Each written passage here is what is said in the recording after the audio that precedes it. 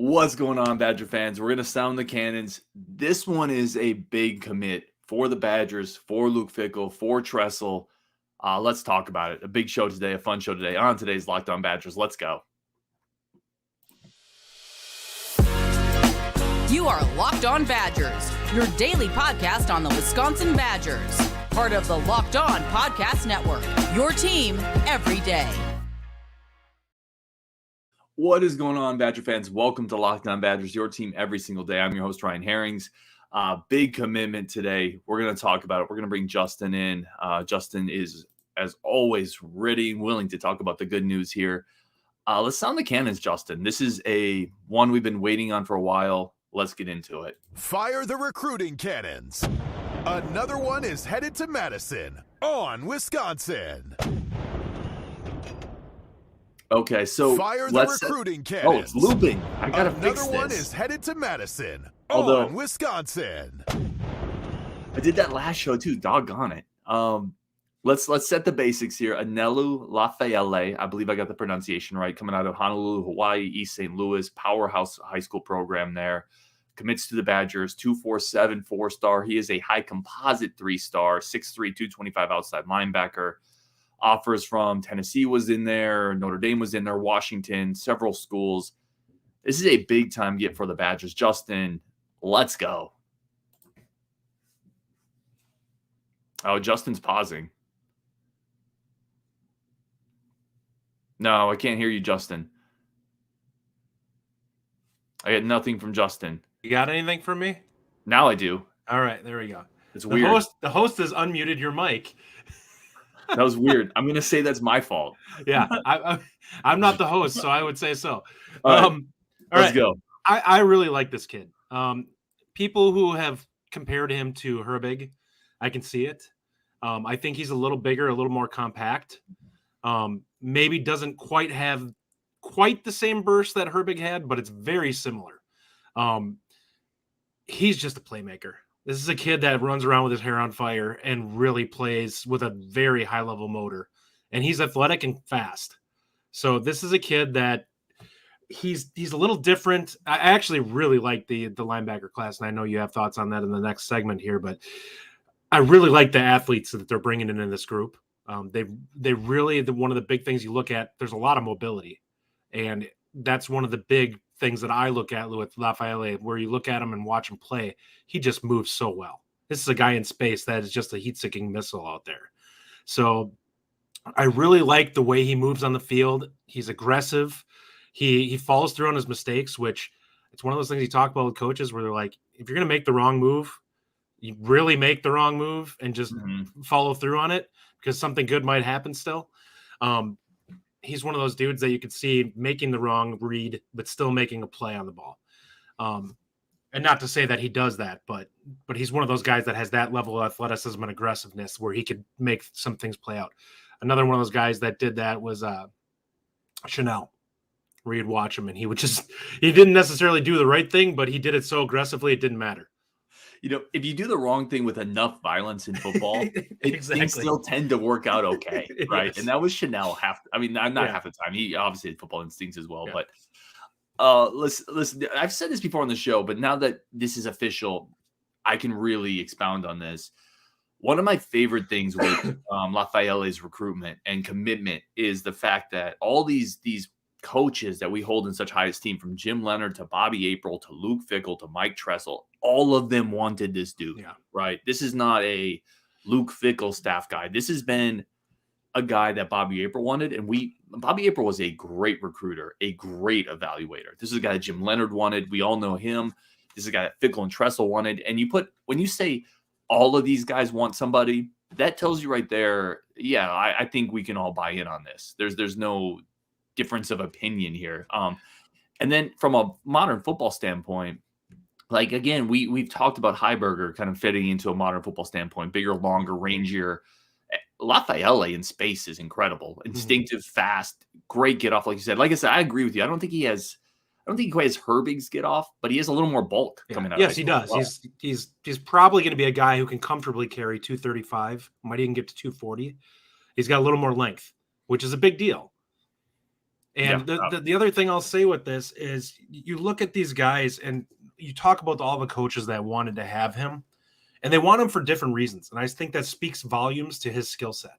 Like when you have coaches that wanted him, like initially Wisconsin, when you had Jim Leonard's staff here, they looked at him mostly as a pass rush guy. And you look at this, I think that what we're going to see with the staff is they want a guy who can really move around in space and do some things to be a game wrecker from the standpoint of, yeah, they can rush the passer, but they're also a guy that can come down in the flat and absolutely annihilate a guy who's trying to get a bubble screen or something like that, and just has that type of mobility where he can close fast and wreck plays before they start. And I think that that's what you're seeing with a guy like this. Yeah, so versatile, right? Like some of the film we were talking about, I go back to the interview I did with John Garcia Jr., who's now with Rivals, who's with Sports Illustrated at the time, talking about Lafaele, and he said he just flashes everything he does on film. It just flashes. And again, we talked about this with Tretch. We talked about this with Dupree. Certain guys, the film, it's pretty obvious, I think. Yeah. And maybe I shouldn't say that. Maybe it's not, but like with him, it's pretty obvious, right? You can put him in space. He can cover those smoke screens. He can cover down the field. He can rush the passer. He can play special teams. You're getting a plus athlete at a premium defensive position. It's a huge recruiting win. You and I, we had the Discord and we were talking about, and I brought it up today, where I said players that I thought could be guys that are actually going to potentially see the field year one or could start. And he was a guy that I actually targeted, and people were like, I don't know about him, maybe Heiberger more. And I'm like, Heiberger hasn't played the level of talent. Like the teams that he's played from across the board from him were not the level of guys that Lafaele has played against. And that's a big difference to me because it's going to be such a huge step up for Heiberger. And he's got a bigger, longer frame. He's going to have to put more weight on. Right. I like how compact Lafaele is in terms of his development.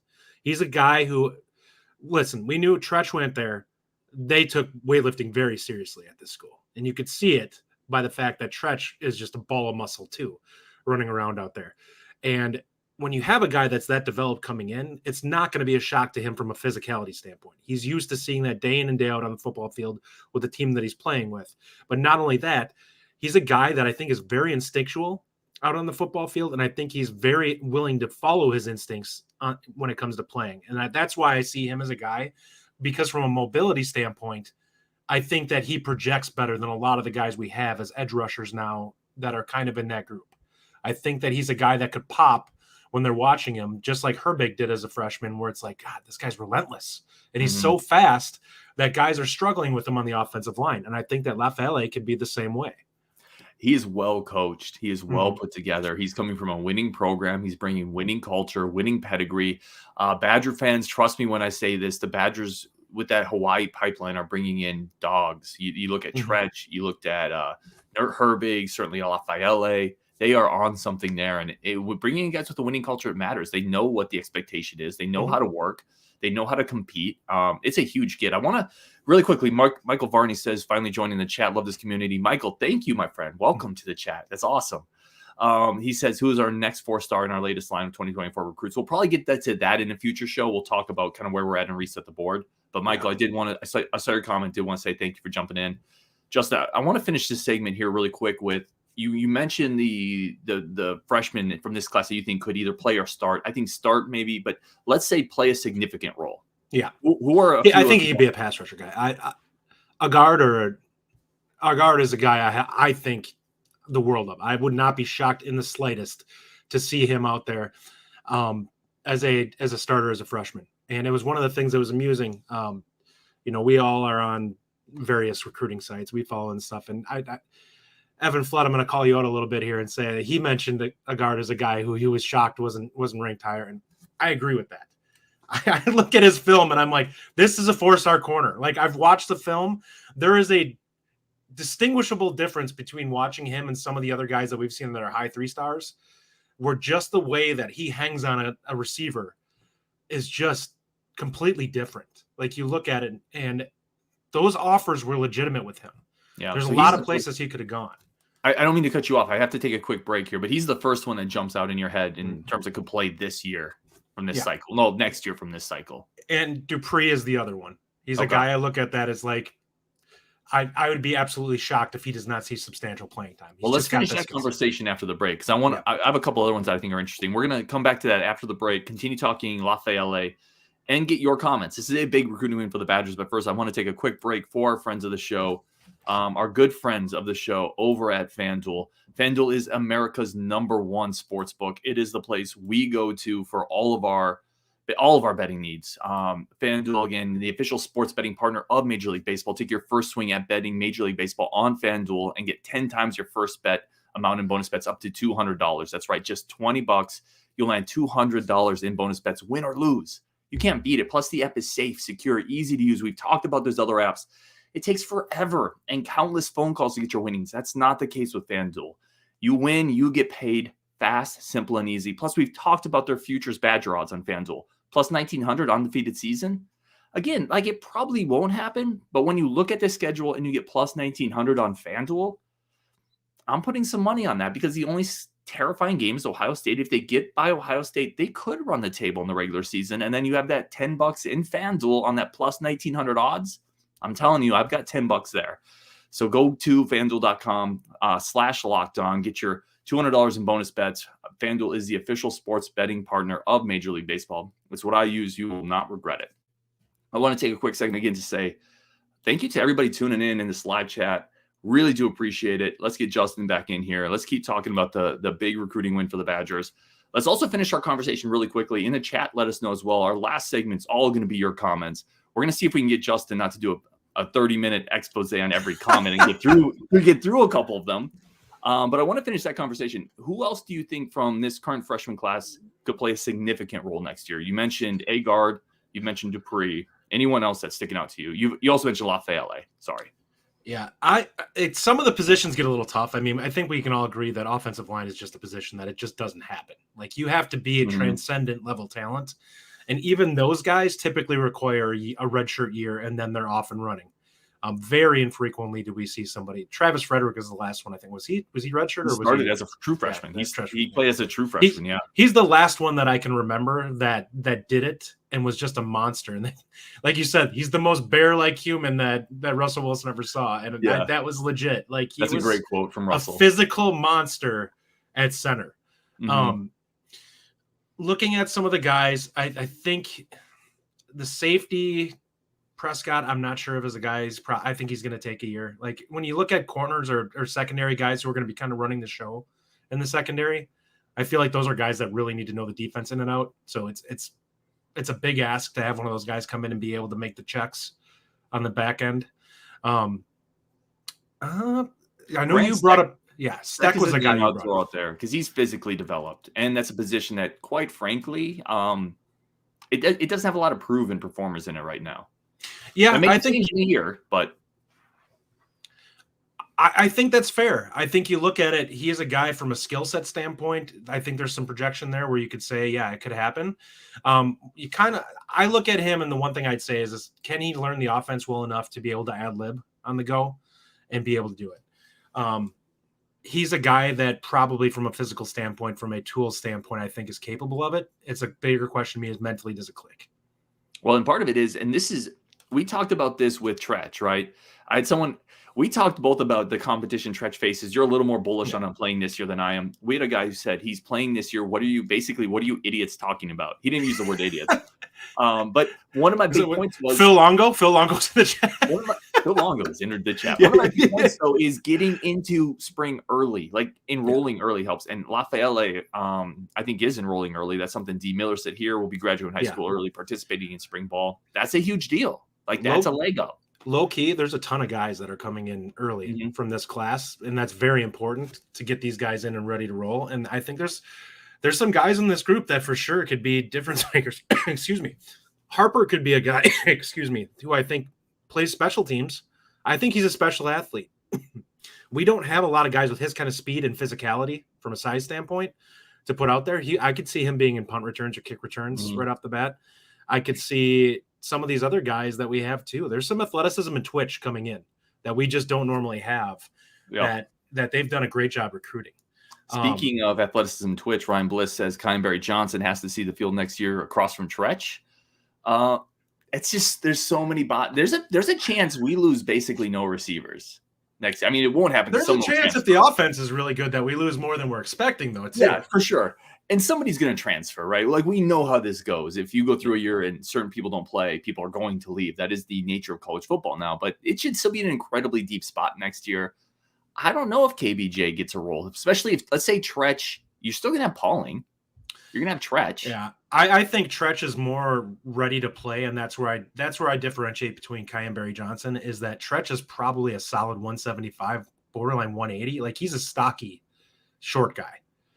I don't know if Kai and Barry Johnson is probably 160 pounds. Like, he's a smallish guy out there. There's a lot of correlation there to the Badger receiver who is the kick returner. That went to Rutgers. Oh, I cannot think. Oh, Crookshank. Crookshank. Where he's bigger than that, but he's not like a super developed guy. And I think that's going to play somewhat of a bit of a role for him, because listen, when you're in the slot, one of the things that you don't like to see is a linebacker coming downhill on that screen that just absolutely snaps you in two. And that's where you have like a guy like Tretch that's a little bit thicker and a little bit more ready to take a beating on a play like that, where I see the difference. I love them both. I think they both are going to have a huge time here. Like, there's a reason why I'm talking about Tretch this year. I think that he's physically special for a slot receiver, that I think is a guy that can do some things. I think Kai and Barry Johnson is a guy that actually projects more than just the slot because of his ability to go up and get the ball. But I think this room is so loaded with people that it's going to be tough, especially on the outside.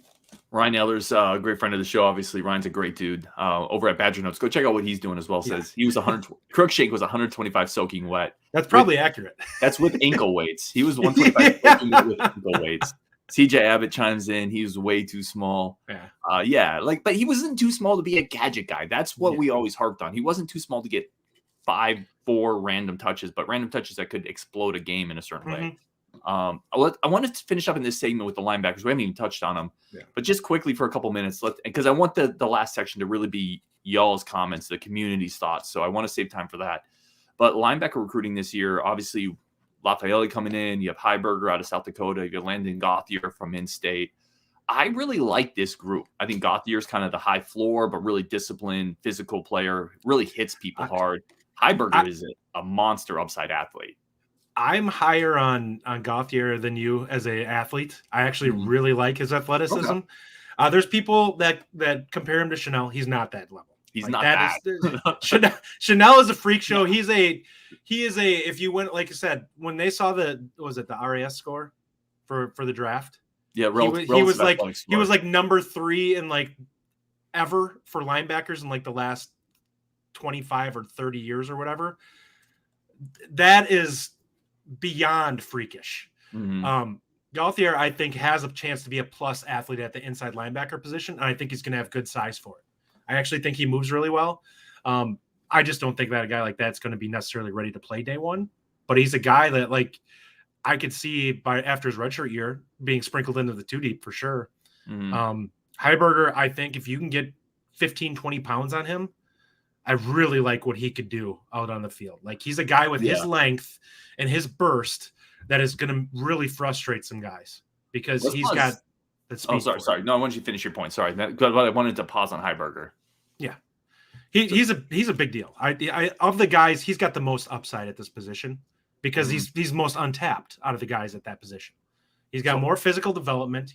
We haven't seen him against high-level teams, so you really don't know what to expect with him compared to the other guys. I would argue he has maybe the highest upside out of anybody on this defensive class. Now whether you get there or not, I don't know. But who would you compare him to as a former Badger guy? Nobody. We haven't had. Here's the thing: we've had great outside linebackers. I don't want to speak in hyperbole. I'm just talking in terms of if everything comes together. Okay, I got a name for you. He's got a 38-inch vertical as a 6'4" guy. That's an NBA level vertical. Okay, he's a guy who sent, here are my athletic measurables to a major school in Texas Tech, I believe it was, and they're like, yes, we'll offer you on the spot just based on those athletic measurables. If it comes together. This is like, the analogy is the baseball draft just happened. This is taking the high school right-handed 6'6" pitcher with a 100-mile-an-hour fastball that he can't really control it. But if it all clicks, you get a top-of-the-line ace. That's what Heiberger is to me. His ball of clay is incredible. You want to know who I'll compare him to? Yeah, let's do it. Van Ginkel. Similar, I think he was a plus athlete, and he ran like a plus athlete. He was a guy who was explosive and had good twitch on the outside. Yeah. Now listen, Van Ginkel. I wouldn't be shocked if he had more in the tank than what Van Ginkel does, but I think they project similarly in terms of the type of frame they have and athleticism. That there's some correlation there between the two. Yeah, I can see. I think it's a hard comp either way because Van Ginkel had the frame of a werewolf, right? Like he just there's no people like that. The Snowden of outside linebackers. Yeah, but no, I get it. Anyway, let's take a break there because I definitely want to. I want to get to all the comments, and we're going to take a 10-minute section, just try to bang through as much of that as we can. But I think we'll go back to linebacker recruiting at some point as well. So we're going to take a quick break for our friends of the show. And then we're going to turn it over to the community and just let you guys chop it up. But first, a quick break for the show and a quick second to say thank you to everybody tuning into this. Everybody's going to watch it later. Thank you so much. It's incredibly humbling, and I really, really, really do appreciate it. All right, back to the show. Let's get into this. We got Justin here. Let's bang out some comments. Let me know if you see anything too. I know you've kind of lost your ability to put stuff up there when we transitioned over, but there is a bunch of comments here. Let me get to the top of this and just go. We can go. Ryan says the big kahuna. Here's an interesting one. Timothy Palm, 247 Sports / player rankings of the Wisconsin class across the board. You saw that, right? When you see, is it weird when you see 4 or 5 guys get slashed at the same time, including your boy Agar? Well, I mean, star on 247. Yeah, that's insane. Well, you know what happened? It actually wasn't a 247 update. It was the update on 3 being added in. There was some lazy scores from on 3 that they basically just were like, oh, 247 gave them this. Oh, that's got to be correct. And them getting tossed in with the same exact score dropped them. Agar got an 87 from them, which was the same score that he's got on 247, which is insane. That's so like low. He is a legit 91, 92 corner to me. Like he is not close to being a fringe corner as a 4-star. He's a legit dude that I think a lot of the blue bloods, had he jumped early, he probably would have been a take. Yeah. The problem is when those rooms start to fill up, those teams start looking at it and going, who's at the top of our board for that position? And they have guys who are 6'1", who run a 4.5, 4.4, and that are fluid athletes. Let's go here. Ryan Eller says, I'm glad Ryan didn't make us wait for the bar time for the cannon blast. We're doing it early today. Listen, we're a man. By the way, I'm back in Wisconsin. I'm in the 715 up by Cumberland. I'm back in the motherland. Let's go. Let's get it. Maybe we'll even do a live get together, do a show at somewhere. Let's do it. Chip Bird said, I'm guessing Scruggs is kicking the tires on the Northwestern defensive line kids. How do you feel about Dylan Johnson, getting back in on him? I know you kind of liked him, didn't love his upside potentially. I don't want to put words in your mouth. I like his upside. If it depends on how you look at him as a recruit. If you're looking for him to be a guy who's going to be a disruptive, break up the middle and just crush the pocket, no, I don't love him for that. If you watch his film, he's not super disruptive in the middle. What he is he's immovable. Like if you want to come up the middle on him, even against double teams, he does just not move when people hit him. He's squat and he's super strong. So when people try to get on him, he gets under them and they can't shift him. Mm-hmm. And that is a big deal because if you have 2 guys that are just have burst and ability to push from the edges, you're basically collapsing it from the sides. Like there's nothing's moving in the middle. There's no seams for you to run. Like it's just, you're having everything close around you. There's something to be said for that, but you'd like to have a guy that has a little bit of, the Keanu Benton ability to just chuck a center and go at times. Hard to find NFL defensive linemen sometimes in the middle. Now I will say this too. Let's not forget you have to stop the run in the Big Ten still. Even the teams that spread it out will try to test the middle. If you can't stop the run, they're not throwing the ball. So Michigan will destroy the inside of your defensive line if you can't hold up. So a guy like that with a wrestling background, they have value for sure. Makes a ton of sense. Logan Couch says we are winning a national championship. We don't got Rajiv on this show, Logan. I don't. John Lewick says, where are you at? We're right here, John. Where are you at?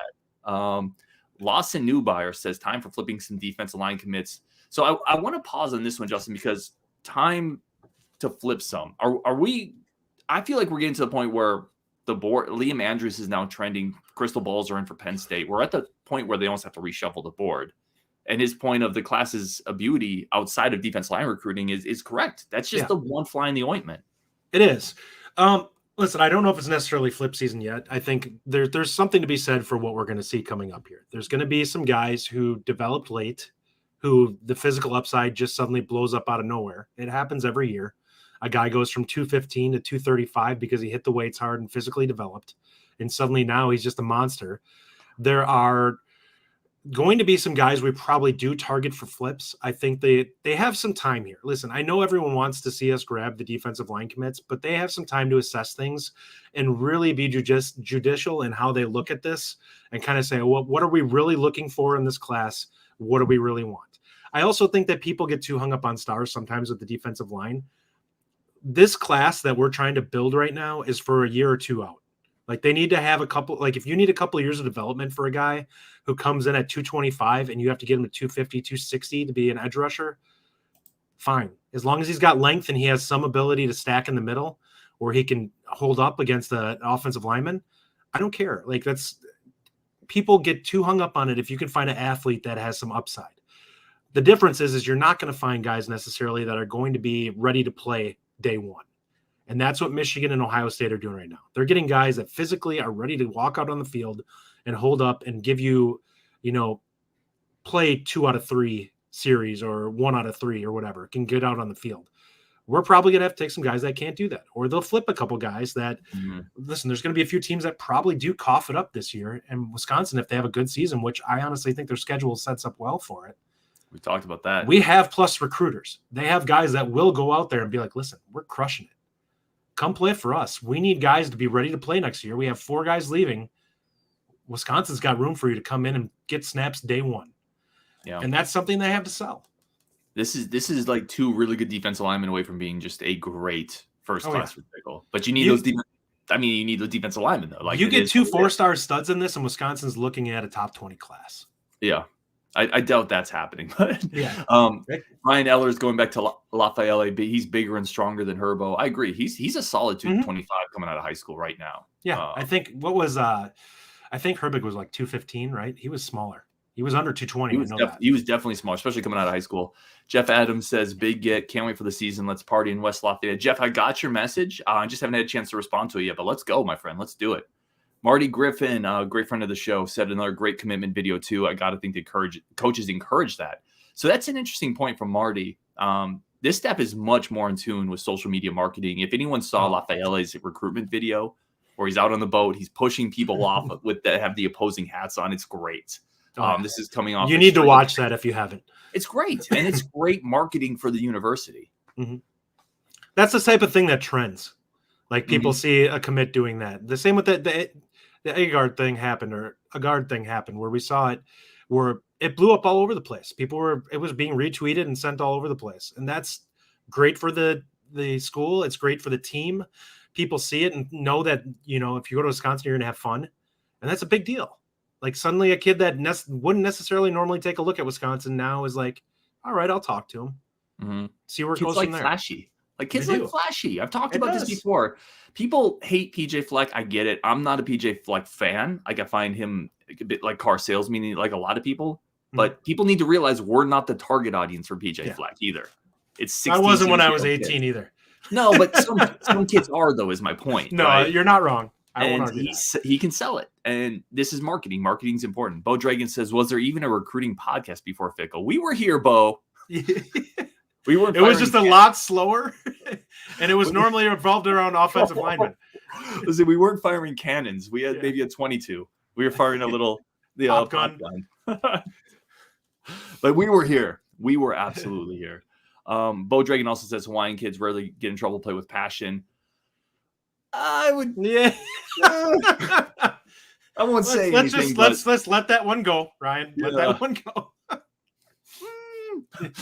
It is great to have Bo on as always. Let's keep going here. Rio C says, "What's up, guys? What's up, Rio?" Let's see a bunch of comments. I know we had one from Kathleen again asking about the downgrade of the players.